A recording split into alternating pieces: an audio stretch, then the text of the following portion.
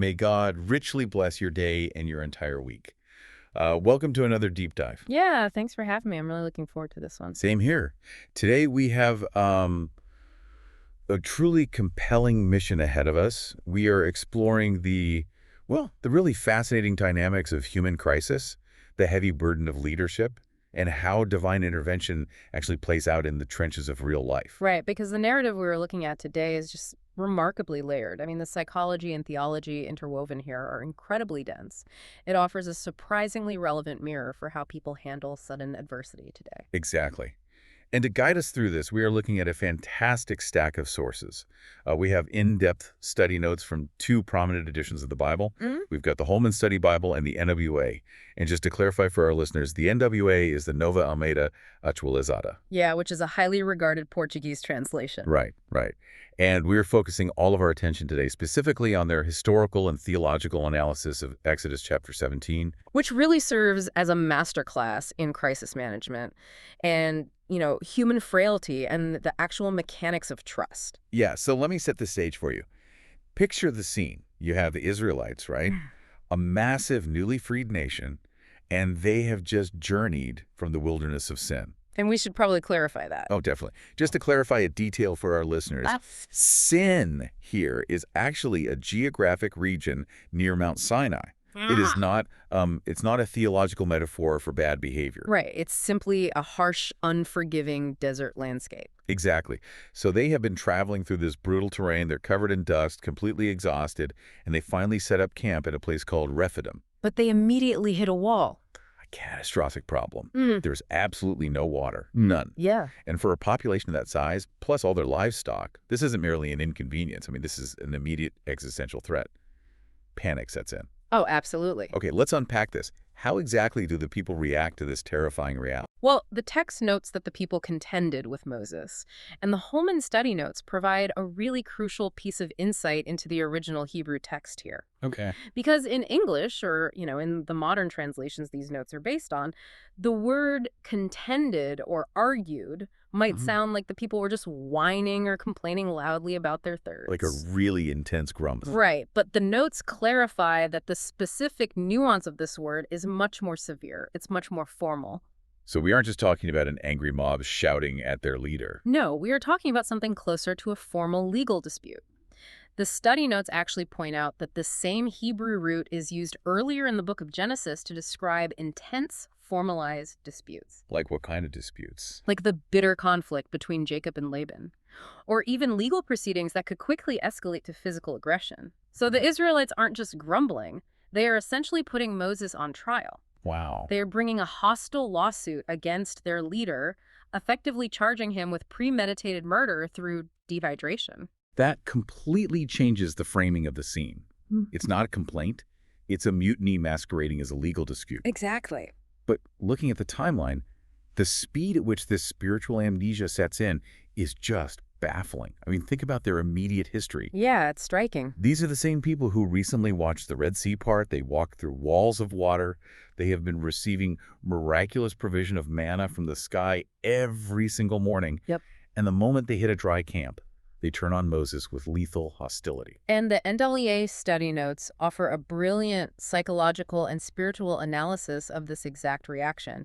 Because this lack of water, according to the commentators, isn't just exposing their physical thirst. Right. It is exposing a profound underlying lack of trust in God. This sudden crisis basically strips away their polite veneer and reveals their true spiritual state. It brings it all to the surface. It does. The NAA notes actually make a really striking comparison here. They state that in this moment of crisis, the people of Israel are exhibiting a hardness of heart that mirrors Pharaoh's. Wow. Comparing the victims to the very tyrant who enslaved them. That is a brutal assessment from the commentators. It is a severe diagnosis, but the text supports it. What's fascinating here is that the people are actually asking a fundamental, terrifying question of doubt. Okay. In verse 7, their lawsuit boils down to this specific question. Is the Lord among us or not? Whoa. Think about that. After surviving the plagues in Egypt, crossing the sea, eating the manna, following the pillar of cloud and fire, they hit one dry encampment and immediately question the very reality of God's presence. And Moses recognizes the weight of this rebellion. He actually renames the physical location to serve as a permanent historical marker. Yeah, he doesn't want them to forget this. Right. He names the place Massa, which translates to test or proof, and Meribah, which means contend or quarrel. He wants history to remember this specific failure of trust. It's a permanent monument to their doubt. Exactly. And I want to pause here and connect this directly to you, the listener. It is incredibly easy to sit back and judge the Israelites in this story. But how often do you face a brand new crisis, a sudden financial hit, a scary health diagnosis, a massive problem at work, and completely forget the past challenges you've already successfully navigated? Yeah, that amnesia happens to all of us. How quickly does our own spiritual amnesia kick in when the water runs out? And that is the exact tension the text wants the reader to feel. The narrative is acting as a mirror held up to human nature. It's challenging the reader's own memory of past provisions. So moving to how this crisis is resolved, the tension in the camp is peaking. Moses is in absolute desperation. He's terrified. Yeah, he cries out to God, explicitly stating that the people are almost ready to stone him. He is fearing for his life. And God's response is highly specific. Very specific. He tells Moses to take his staff, the specific staff he used to strike the Nile River in Egypt. Take some of the elders of Israel as witnesses, go to the rock at Horeb and strike it. And on the surface, this appears to be a pretty straightforward miracle narrative. A leader strikes a rock, water flows, the people are saved. Right, but here's where it gets really interesting. I want to look closely at the profound symbolism the NAA study notes pull out of this specific moment. Because, wait, the solution is just to hit a rock with a stick. It sounds a bit like magic, doesn't it? It sounds exactly like a standard biblical magic trick. But looking at these study notes, there seems to be a much deeper legal and theological play happening here. What is actually going on at Horeb? It is arguably one of the most stunning theological images in the entire book of Exodus. According to the NAA study notes, we have to look closely at what God says to Moses before he strikes the rock. Okay, what does he say? God says, "Behold, I will stand before you there on the rock in Horeb." Wait, the presence of God is physically positioning itself on the target. Yes. The presence of the Lord, likely manifested in that towering pillar of cloud, deliberately positions himself on the granite rock. That's incredible. Remember the context we just discussed. The people have put God and Moses on trial. They are demanding judgment and retribution for their thirst. So in a shocking reversal of expectations, God, the supreme judge, places himself in the position of the accused. Wow. He stands on the rock and commands Moses to strike it with the staff of judgment. The same staff that brought plagues upon the Egyptian empire is now being brought down on the bedrock where God is standing. Exactly. And the notes point out that some interpreters view this as an implicit order to strike God himself. That's heavy. It is. God is taking the blow of judgment that the rebellious, hard-hearted Israelites actually deserved. He absorbs the strike, and the result of that strike is life-giving water pouring out to save the very people who were doubting his existence moments before. I hadn't considered that angle at all. Yeah. It completely shifts the narrative from a simple desert survival story to a massive display of grace taking the place of judgment. Right. The judge steps down from the bench, takes the penalty, and the guilty party gets the water. And the biblical writers picked up on this profound symbolism centuries later. The study notes explicitly connect this Old Testament incident directly to the New Testament. Oh, where at? They reference the Apostle Paul in 1 Corinthians 10.4. Paul is reflecting on this exact moment in the desert and writes that the Israelites drank from the spiritual rock that followed them, and the rock was Christ. So Paul is looking back at Exodus 17 and seeing a direct preview of the Christian gospel. The whole idea of God taking the ultimate strike of judgment so that life could flow out to a rebellious people. Precisely. The theological layers embedded in a simple action like hitting a rock are just staggering. They really are. But the narrative, however, does not give the Israelites a moment to breathe. No, it doesn't. As soon as this profound spiritual and physical thirst is quenched, the circumstances undergo a violent transformation. Right, so the Israelites have just survived a massive internal crisis. They were tearing themselves apart from the inside. But history shows us that the moment a nation drops its guard, an external threat often appears. It's almost clockwork. And that's exactly what happens next. While they are still wiping the water from their chins at Rephidim, a totally new external threat blindsides them. The Amalekites attack. Out of nowhere. Let's get some context here. Who are the Amalekites and why are they attacking a group of exhausted refugees? The study notes from both the Holman and NAA Bibles provide essential historical background here. The Amalekites were a fierce group of nomadic predators who roamed the Sinai Peninsula. So these aren't formal armies. No, this was not a formal, honorable military engagement between two standing armies meeting on a battlefield. To understand the brutality of this attack, the notes reference another book of the Bible, Deuteronomy 25.1-19, which looks back on this exact event. What does that later reflection reveal about their tactics? It reveals that the Amalekites utilized deeply cowardly tactics. They didn't attack the main body of Israel head-on. The Israelite camp was massive, likely strung out for miles along the desert path. The Amalekites waited and ruthlessly attacked from the rear. They specifically targeted the weak, the sick, the elderly, and the weary stragglers at the very back of the line. That is horrific. The notes emphasize that they were an enemy that did not fear God. They saw a vulnerable, displaced people and merely saw an opportunity for slaughter and plunder. So they weren't engaging the fighting men at the front. They were intentionally picking off civilians trailing behind the camp. It's an act of terrorism, really, not a standard war. That's a very accurate way to put it. And Moses has to pivot instantly from managing a water riot to commanding a military defense. He devises a two-front battle strategy. And this is a significant historical marker, right? Because it is the very first time Joshua is mentioned in the biblical text. It is. Joshua is introduced acting as Moses' assistant and the on-the-ground military leader. Joshua is tasked with the brutal physical reality of the battle. He has to quickly draft men, form a makeshift army out of former brickmakers and slaves, and go fight these seasoned nomadic raiders in the valley. And while Joshua is organizing that desperate defense, Moses takes a completely different approach. Moses, along with his brother Aaron and a man named Hur, climbed to the top of a nearby hill overlooking the battlefield. And he takes something with him. Yes, Moses takes with him that same object we keep returning to, the staff of God. Which leads to one of the most visually striking and frequently discussed scenes in the Old Testament. The text describes a strange phenomenon. All right. Whenever Moses holds up his hand with the staff, Israel prevails in the valley below. Right. Whenever he gets tired and lowers his hand, the Amalekites start winning and pushing the Israelites back. But isn't that a bit dangerous? I mean, teaching a newly formed, terrified army to rely entirely on an old man holding a stick on a hill rather than focusing on their own defensive tactics. Well, it sounds counterintuitive to modern military strategy, and the study notes from both the Holman and NAA are very careful to step in here and dispel the assumption that this was some sort of magic spell. They make it unequivocally clear that the staff itself had no inherent power. Raising the hands, according to the notes, symbolized the exercise of divine power and demonstrated a total, visible dependence on God. Remember who is fighting in that valley. It is an army of recently freed slaves who have never held a sword or fought a war. Seeing their leader standing on the hill, arms raised toward the heavens with the staff of God, was a necessary, powerful visual sign to the fighting men that God was their actual commander. So it proved that the source of their victory was not going to be their own non-existent military prowess, but God's direct intervention. Exactly. It served as a visual anchor for a panicked army. If they looked up and saw the staff, they knew God was fighting for them.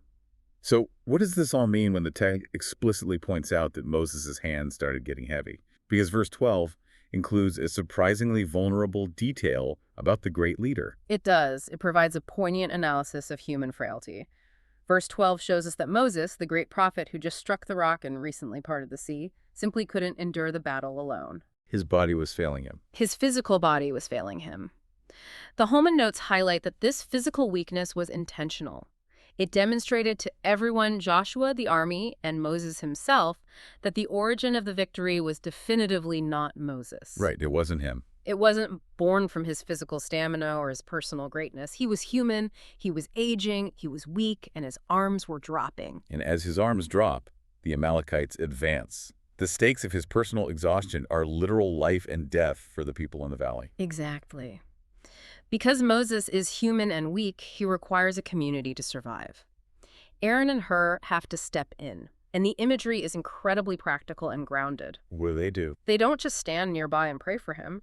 They take physical, supportive action. They find a large stone, drag it over, and put it under him so he can sit down. That's great. Then they stand on either side of him, physically holding his arms up, bearing his dead weight, and keeping his hands steady until sunset when the battle is finally won. The practicality of dragging a rock over for him to sit on is Such a profound detail.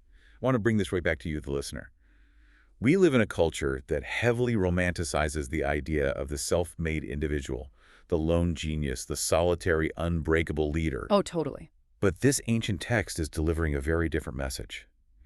Even the greatest leaders, the ones seemingly holding the staff of God in their respective fields, have moments of absolute, bone-deep exhaustion. You cannot do it alone. You are not meant to fight your battles completely isolated. Right. We all inevitably hit a point where our own strength fails. In those moments, we all desperately need an Aaron and Hur to pull up a rock, sit beside us, and bear the weight of our arms. It completely redefines what strong leadership looks like. It presents leadership as a collective endurance rather than an individual superpower. I love that, collective endurance.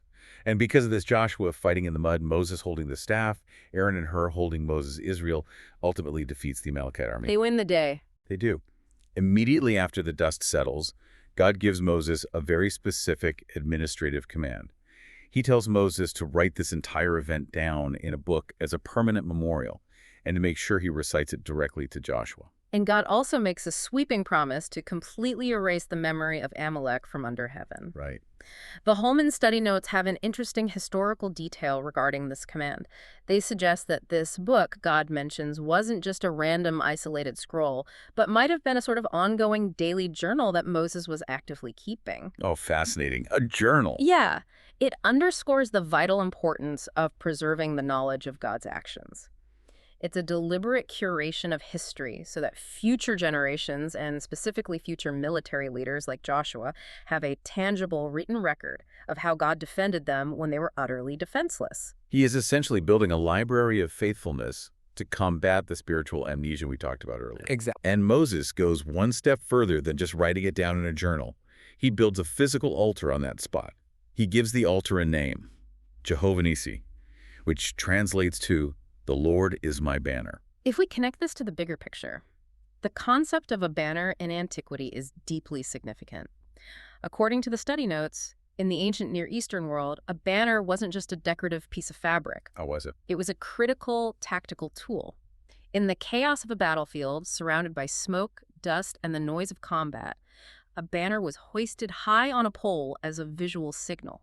It told the scattered troops, this is where you gather, this is your orientation point, this is where the commander is holding the line. So by naming the altar Jehovah Nissi, Moses is making a profound statement about his life's trajectory and the nation's future. Yes. The notes explain that naming the altar this way was Moses' ultimate declaration that his life, his leadership, and the entire future of the Israelite community were to be oriented, gathered, and directed exclusively by God. The Lord was the signal pole they were supposed to watch, to find their bearings in the chaos of life. That is exactly it. What a way to close out such a chaotic chapter. Let's briefly recap the intense journey of this deep dive today. We started in the blistering heat of Rephidim, witnessing a hostile, almost legal dispute over a lack of water.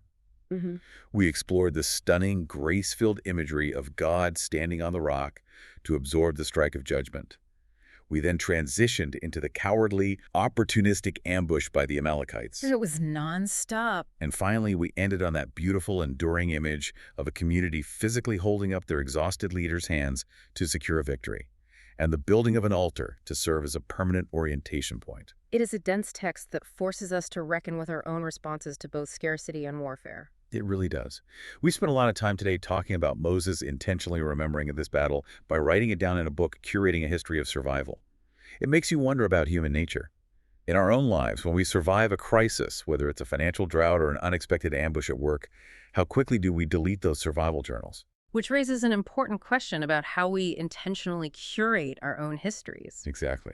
So your provocative thought for the week.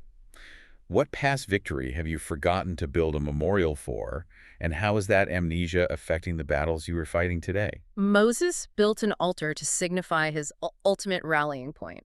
In an age of information overload and endless battles, what is the banner you are rallying under? And perhaps more importantly, when your arms get too heavy to hold that banner up, who are you allowing to sit beside you and lift your hands? Truly something to reflect on this week as you navigate your own challenges. Thank you all for joining us on this incredible journey through Exodus 17. God blesses all the listeners.